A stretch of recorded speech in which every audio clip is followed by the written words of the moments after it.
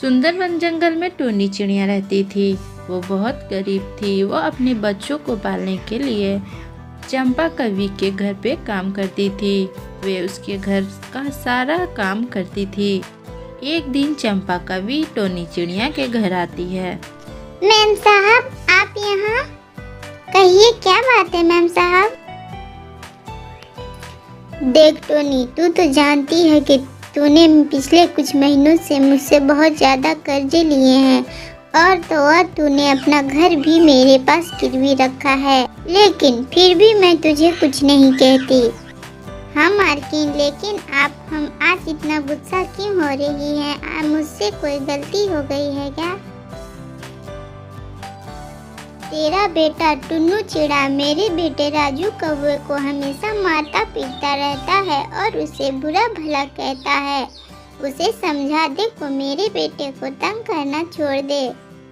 जी ma'am साहब, मेरे बेटे से कुछ गलती हो गई होगी। मैं उसे आज अच्छे से समझा दूंगी। वो आपके बेटे को कभी भी तंग नहीं करेगा। टुन्नू, तूने राजू कौवे को मारा पीटा और उससे झगड़ा भी किया?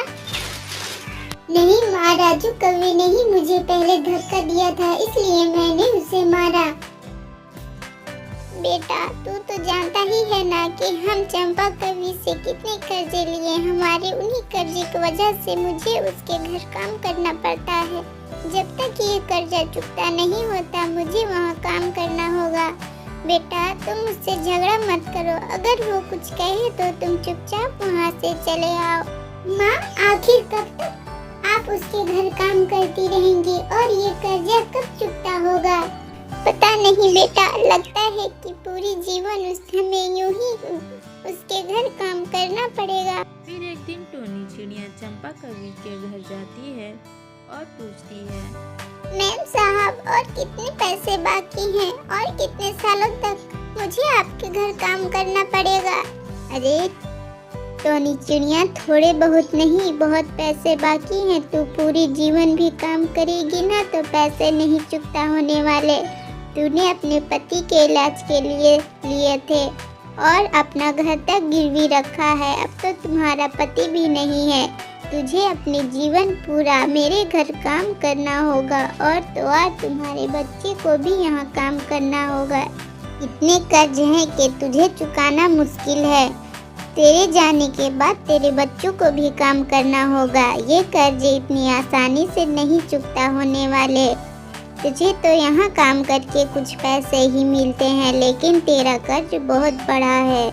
मैम साहब, ये तो अन्याय है। मैंने तो इतने पैसे भी नहीं लिए कि पूरी जीवन काम करके भी चुकता नहीं कर पाऊँ। मैम साहब, मैं तो कर रही हूँ, लेकिन मेरे बच्चों से काम करवाना ये तो अन्याय है। ऐसा मत कीजिए मैम साहब।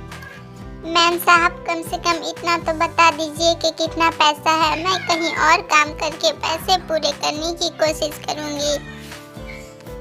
पूरे 1.5 लाख रुपए हैं। तू इतने पैसे कहाँ से लाएगी? तेरे बस के तो है ही नहीं।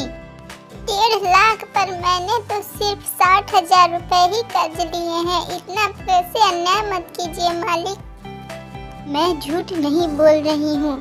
तूने अंगूठे भी लगाए हैं बही खाता पे, तेरा दस्तखत भी है। फिर टोनी चिड़िया वहाँ से चली जाती है। रास्ते में उससे बंटी कबूतर मिलता है। क्या हुआ टोनी चिड़िया, तुम इतनी घबराई हुई क्यों लग रही हो? क्या बताऊं कबूतर भैया, चंपा कवि ने तो मुझे बहुत बड़ा धोखा दिया है। मैंने सिर्फ उससे 60,000 लिए थे, लेकिन वो कह रही है कि 1.5 लाख रुपए कर्ज देने होंगे। अब मैं इतने पैसे कहाँ से लाऊं? अगर पैसे नहीं दिए तो वो मेरे साथ मेरे बच्चों से भी पूरी जीवन काम करवाएगी। तुमने कर्ज क्यों लिए थे टोनी बहन? वो तो कितनी बड़ी धोखेबाज और लालची है, पूरा जंगल जानता है। तुमने उनसे पैसे ही क्यों लिए हैं? उसे एक विधवा चिड़िया पे भी तरस नहीं आया। उन गरीब पक्षियों की नजर में हमारी औकात ही क्या है? उनका बस चले तो हमें कीड़े मकोड़े की तरह मसल दे। हमारी उनके आगे कोई औकात और हैसियत ही नहीं है। तुम दुखी मत हो बहन, मेरे पास उस लालची चंपा कवि को सबक सिखाने का एक प्लान है। दूसरे दिन प्लान के मुताबिक टोनी चिड़िया राजू कौवे के पास जाती है। क्यों रे नौकरानी, तूने मेरी माँ का पैसा दे दिया? मैंने अपने आंखों से बही खाते पे तेरा दस्तखत देखा है। तुम झूठ कह रहे हो, हमारा कोई बही खाता में हिसाब नहीं है। अगर ऐसा है तो तुम बही खाता हमें दिखाओ, तभी हम यकीन करेंगे। मैं अभी लेकर आता हूँ। फिर राजू कौवा बही खाता लेकर आता है और टोनी चिड़िया को दिखाता है। टोनी चिड़िया बही खाते से अपना हिसाब का पेज फाड़कर फेंक देती है। अरे टोनी चिड़िया, ये तुमने क्या किया? मम्मी तो मुझे बहुत मारेगी। अब तुम जानो तुम्हारा क्या होगा। फिर टोनी चिड़िया वहाँ से चली जाती है। अगले दिन सुबह टोनी चिड़िया रिपोर्ट लिखवाने थाने चली जाती है। फिर चंपा कवि को थाने ले जाया जाता है। इंस्पेक्टर साहब, चंपा कवि ने मुझे बहुत बड़ा धोखा दिया है। मैंने सिर्फ इससे 60,000 रुपए लिए थे और इसने अपने बही खाते 1.5 लाख रुपए चढ़ा लिए हैं और हम पे जुर्म कर रही है उस कर्जे को भरने के लिए। टोनी चिड़िया सही कह रही है। अरे नहीं इंस्पेक्टर साहब, टोनी चिड़िया झूठ बोल रही है। इसने 1.5 लाख रुपए ही लिए हैं, दस्तखत भी इसका बही खाते पे है। ये झूठ बोल रही है। चंपा कवि जब बही खाता देखती है तो वो चौंक जाती है।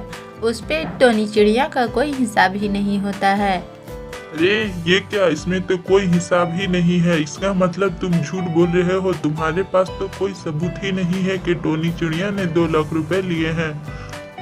अब तुम्हें जुर्माने के तौर पे टोनी चिड़िया को 50,000 रुपए देने होंगे, क्योंकि तुमने इतने दिनों से उसे अपने घर की नौकरानी बनाकर रखा है और उस पर जुल्म भी कर रहे हो। फिर चंपा कवि टोनी चिड़िया को 50,000 रुपए दे देती है और टोनी चिड़िया अपने बच्चों के साथ खुशी खुशी रहने लगती है। हेलो दोस्तों, आपको ये वीडियो पसंद आई तो इसे लाइक और सब्सक्राइब जरूर करें।